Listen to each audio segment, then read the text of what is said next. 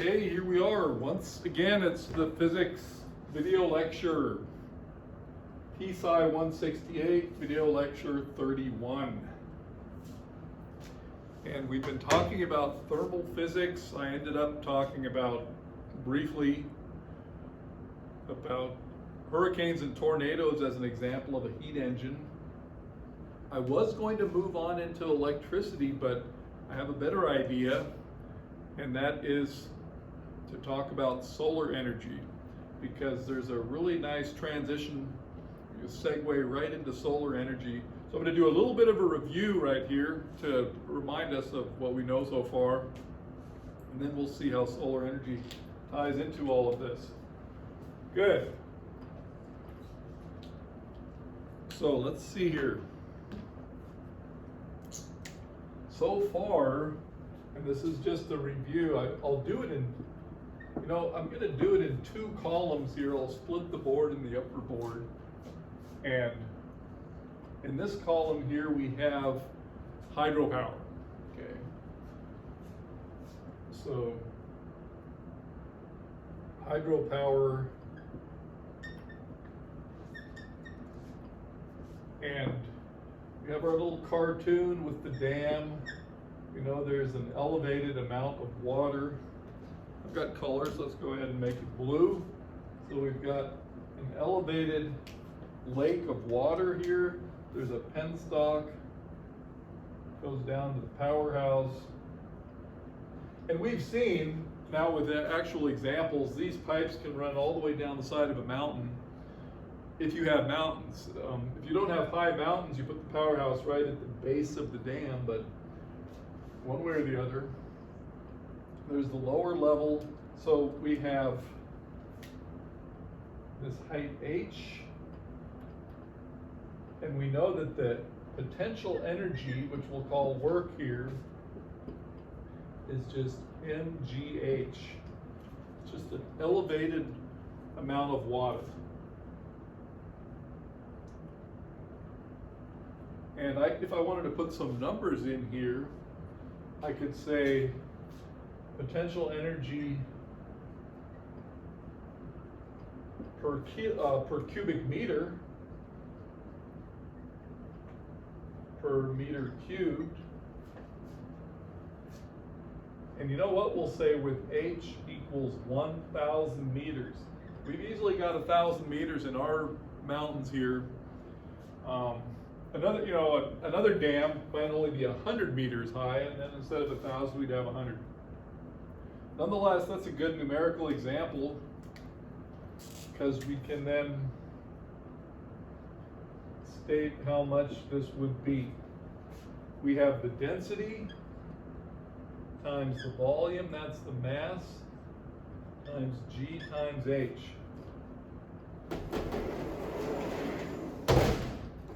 Yeah, this is the left half of your page, right? Oops.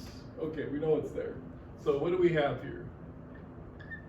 We have 10 to the third kilograms per cubic meter. That's the density. We have 1 cubic meter, because that's what we're looking at. We'll go ahead and call G 10 meters per second squared. And we decided to take 1,000 meters. So that is an easy number. We have 10 to the third, 10 to the fourth, 5, 6, 7. So that's 10 to the 7 joules. And you could convert that to kilowatt hours if you wanted to do. You could say 1 kilowatt hour divided by 3.6 times 10 to the 6 joules. Right, you can do that. I don't have a calculator, but easy to figure out. 1/3 of 10, that's about 2.5 kilowatt hours. Okay, 2.5, 3 kilowatt hours. Good. And if instead of 10 to the third meters, you only have 100 meters, 10 squared, then you have 1/10 of this. Okay, so that is hydropower. I'll put a line right under here. Now in the next column, which was this one, I'll do thermal. Okay, so thermal energy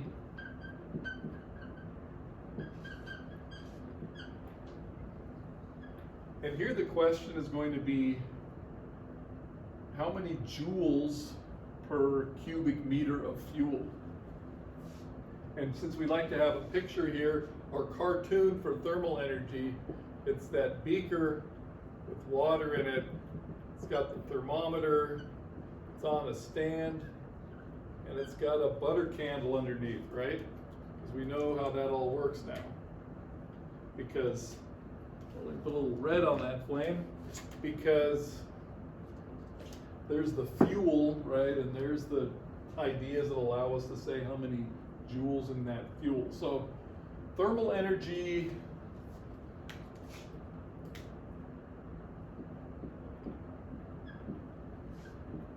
how many joules in 1 meter cubed of fuel? Yeah, and here we had, yeah, okay, that was that column that ended right there. Good. So that was in joules. You could put a little more, put a few more words here if you want to make sure we know what's going on. So the first thing we need is how many, there's a question, how many joules per kilogram of fuel? Okay. How many joules per kilogram for fuel? And since we don't memorize these things, we just recall that there are about 10 calories per gram. Okay, so let's go ahead and do this. 10 calories per gram, and then we'll take 1,000 grams per kilogram, and then we remember it's 4,186 joules per calorie. That was the good old mechanical equivalent of heat. And I'm going to turn that into 5,000. So that'll be 5 times 10 to the third. Of course, this has to say approximately, right? What's more? Approximately.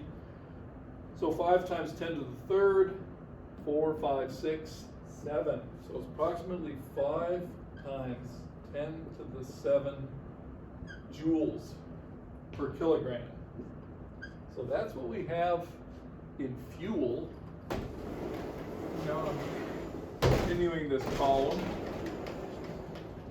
Right, that was this column right here. So now we're in the thermal physics column. So roughly speaking, since we're talking about the energy, so now let's say we have this thermal energy, not QH, just Q. Okay, just Q. So the thermal energy, this is going to be in joules. We'll say we have a density times the volume for the mass.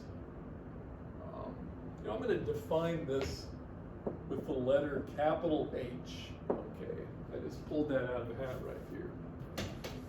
So this Q is going to be M times, let's use lowercase, it's going to be a mass times H.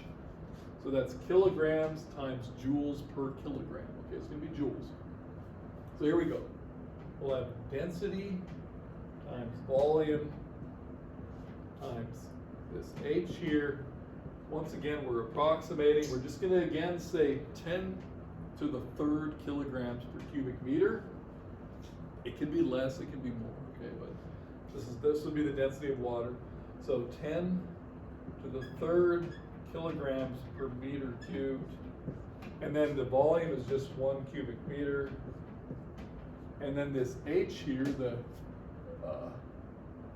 joules per kilogram, which is also called energy density, I'll put that down in a moment, is 5 times 10 to the 7 joules per kilogram. And of course, we've made it so everything cancels and we're just left with joules. Put this here. 5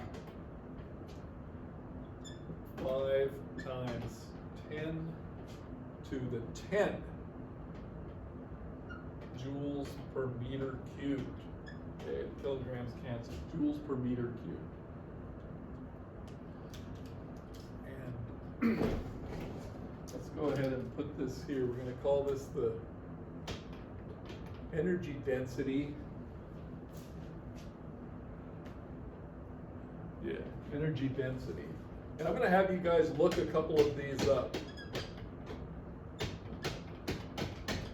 Okay, so energy density, let's just call this a homework right here, because you want to, and leave some room in your notes, you'll just tabulate a half a dozen of these or so. So look up energy density, and you want to look it up in joules per kilogram, because there are different units, right? Joules per kilogram, and look it up for gasoline and natural gas, oil, coal. Okay, that would be good. And you'll find that our numbers are very, very nice. I don't memorize this stuff.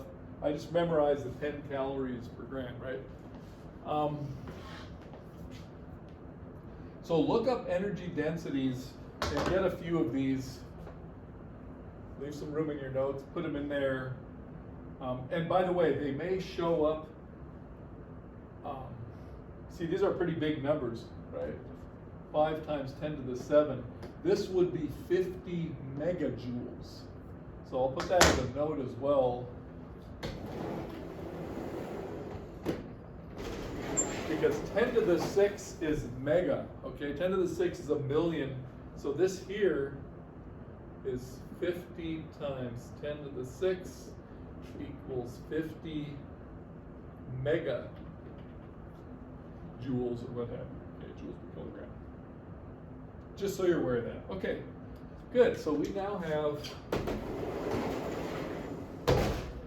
our review, and the point is, with the knowledge we have, we can, remember, we can convert these to kilowatt hours, so we can design hydroelectric energy needs. You get some big number here, you divide by the number of kilowatt hours you use every year in your own household, and then you know how many households can be supplied by, say, this lake.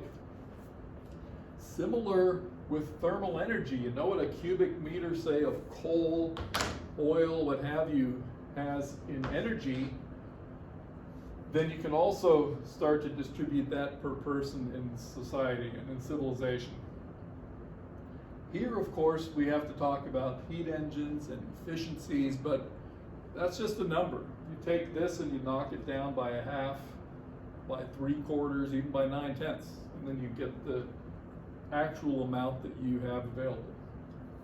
Okay, so what we wanted to do was tie all these things to solar energy, and how do they, and I'll put that right in the bottom here, how do they tie to solar energy? Well, of course, here it's the water cycle, okay? Here, when we're talking about fuel, if it's butter, it eventually, cows eat grass, and that is fueled by the sun. Other fuels as well. Other biofuels, actually the oil out of the ground is a fossil fuel, which used to be plant matter, which is also solar energy. So solar energy is essential to all of these. So for solar energy,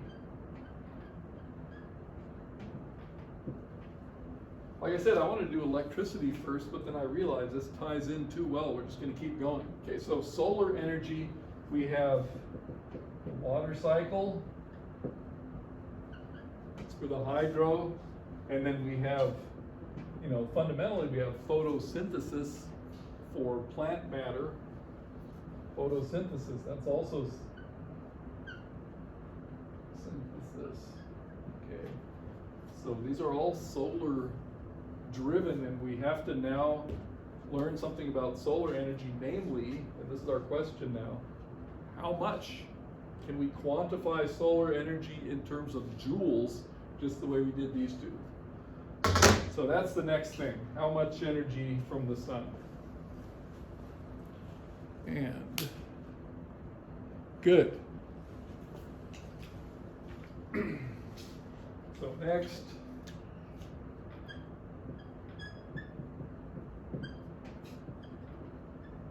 much energy in sunlight? How much energy in sunlight? Question marks. That's a big question, and it's going to tie right into thermal physics. That's why I decided to take it on right now.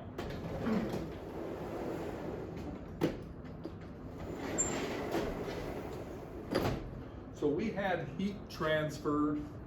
We were talking about thermal physics. We had heat transfer by radiation, and the sun is, of course, the perfect example. And I'm going to describe a simple experiment that tells us how many joules are flowing into any object when it's exposed to the sun.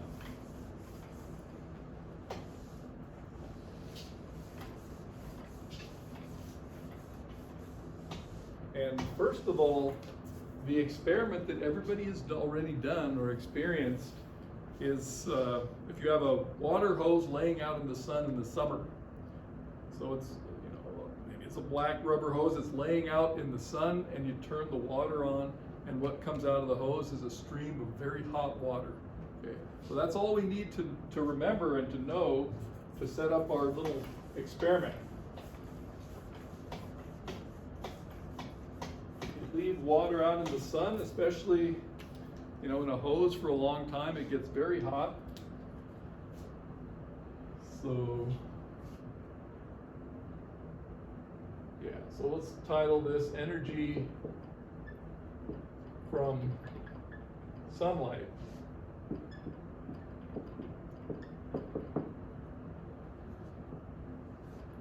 So the things we're going to recall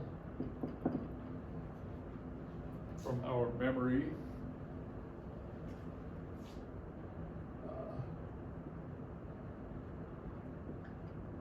A hose left out in the sun will deliver a stream of hot water.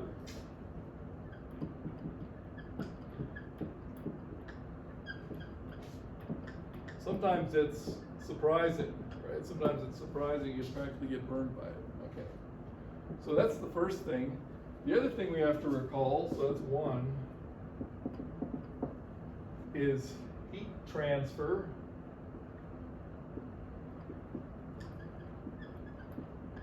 by radiation, because that's what that is, solar energy, by radiation. Okay, we'll just check that off.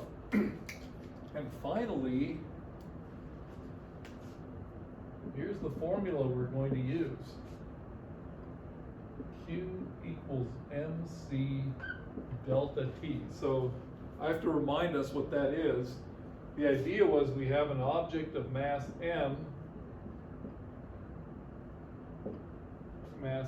and specific heat capacity C, and if we let some energy flow into it, thermal energy, the temperature increases. Okay, that's all we're talking about. So this was in joules. This was in, let's go ahead and remind ourselves. Joules, this was kilograms. The specific heat capacity was in joules per kilogram degrees Celsius. And remember, for water, we know what it is, 4,186. And then delta T is in degrees Celsius. In degrees Celsius. So that's the very important formula. Now I'm going to describe our experiment. We'll draw it right here. We're just going to imagine that we have a container with some water in it, and it's facing the sun, and it's black, kind of like my notebook here, okay? And it absorbs all of the sunlight, and the water inside the container gets warmer. That's all we're doing, okay? Except we're doing it under a very controlled circumstance. So I'll try to draw this. Perspective is always one of those things. So we have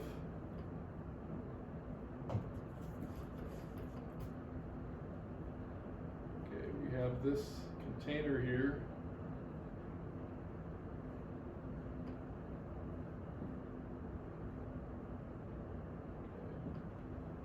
supposed to be a flat container that is irradiated by the sun, and it's got a, I'll make it a little deeper, how about that?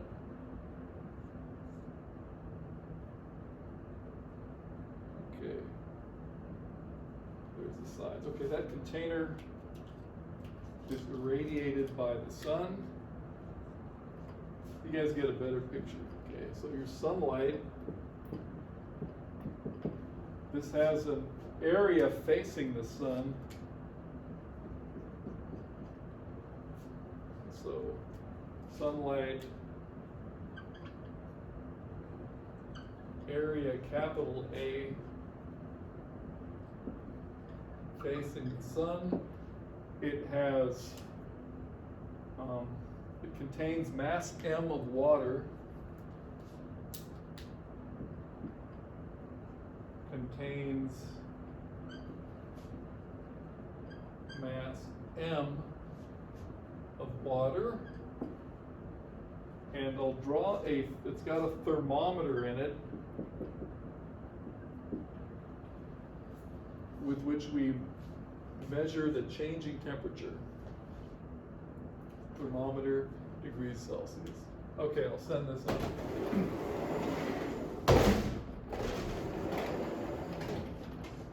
Yeah, that picture could be better, but you guys do it better. All right. Mass M of water, area A facing the sun, water inside, temperature changes. I'll write that as well.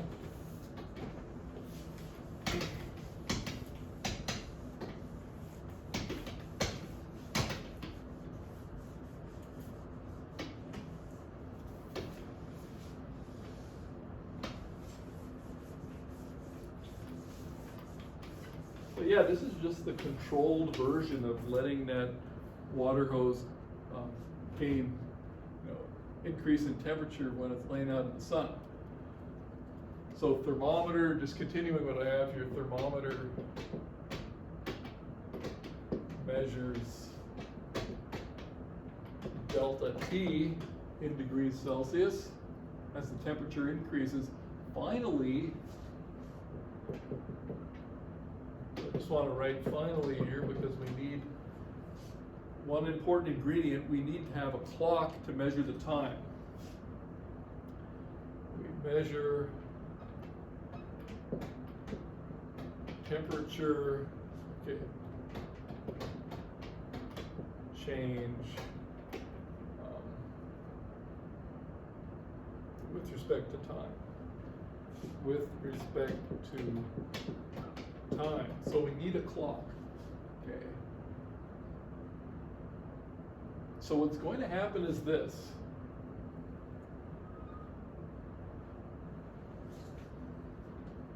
T, and we'll call this temperature of water as a function of time. Temperature of the water in our device there versus time. What's going to happen is this: you start the clock at time equals 0 and the water was, say, room temperature, okay? And it's going to increase. So every now and then you take a measurement, it increases, but eventually it's going to level off because that water is just not going to get hotter and hotter. It's going to reach some high temperature and just stay there, okay? That's what you find empirically. And so here's our curve. Starts out straight and then it levels off, okay? Okay, so how do we figure out the energy? The ingredient is up there. So for our experiment, so next, I'm going to write this equation down, MC delta T, capital T. Okay. MC delta T. Now, I'm writing it this time with a delta Q. Has the exact same meaning. Amount of energy that changed, MC temperature change. So that's no difference from our original formula. But I'm going to number these steps. The second step, I divide by delta T. And now this was joules, this is joules per second, so this is watts. So that's MC delta temperature divided by delta time. Okay, that's time. So note watts joules per second. And now I'm going to do the same thing here, delta Q over delta T, parentheses 1 divided by the area equals MC divided by area delta T divided by delta T. Okay. And this gets a new name. This is the intensity. And because I had watts here, it's watts per meter squared. So intensity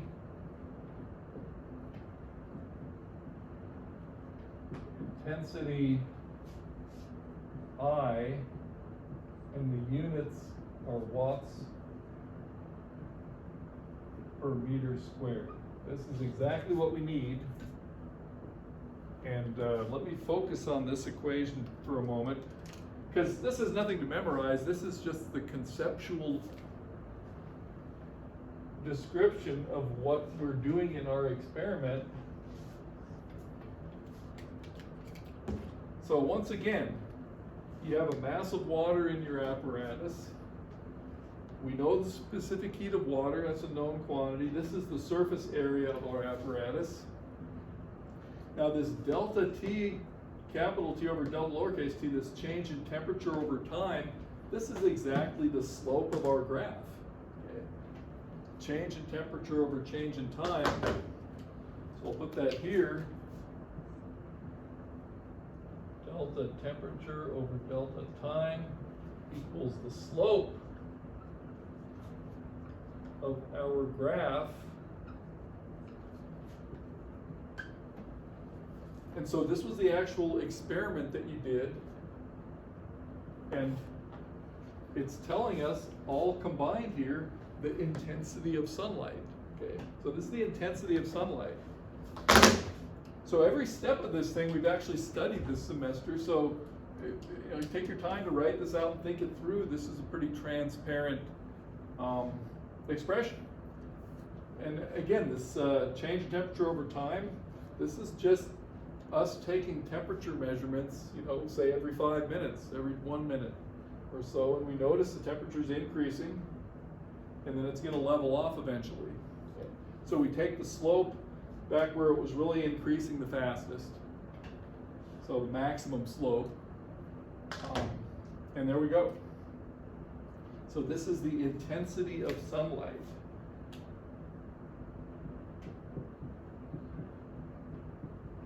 And clearly you want to do this at noon under a very clear sky. Okay, intensity of sunlight.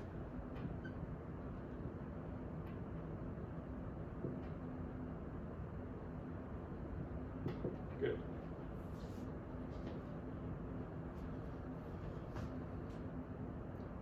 Okay, we got a complete description of this now. And let it be said, it's not always that easy to do these things. Easier to talk about them than to do them. You're definitely going to get all of these ingredients. Now, whether or not you get the official number, no guarantees for that. Okay, that could take some doing. And I know other methods using other laws of physics to get the same number that I'm going to write down now for the intensity. And when we get to electricity, I'll hopefully remember to come back and give us that second method. But right now, this is perfect. This is using the thermal physics. This is really the one you have to know anyway. Okay, so let's go ahead and write down this intensity and get a little new terminology.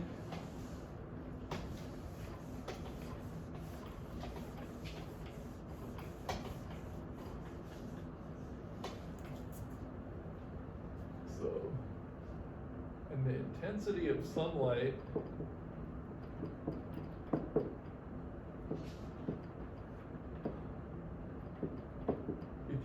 the experiment orbiting the Earth where there are no clouds, no atmosphere, nothing, then you'll get the maximum value. So the intensity of sunlight is called the solar constant.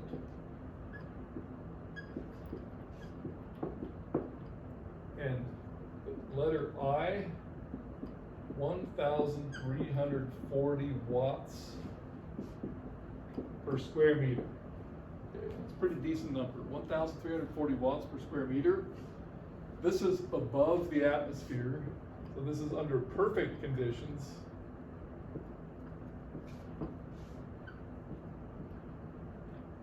Of the atmosphere. Down here at noon on a very clear day, we also have to tilt our solar collector towards the sun so that it's coming in at 90 degrees. Down here on the surface of Earth, maybe 1,000. And 1,000 is a great number for us because we like multiplying by 1,000, okay? So, on Earth's surface, still we need ideal conditions, of course. I'm just going to write approximately 1,000. For certain practical applications, that's what we'll use. Watts per square meter. But you know, 1,000 watts per square meter, you lay that square meter out for a full hour, and what do you have? A kilowatt hour. Okay, so it's a great number as well in that regard.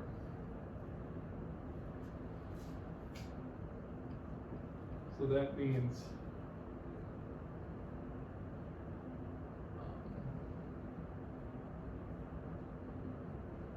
here's what we'll do. So energy would be I times delta T, and let's do this. I times T times area. Okay. So watts per meter squared times meter squared is watts. Watts times seconds is joules. Okay. So energy is the intensity times the area times the time.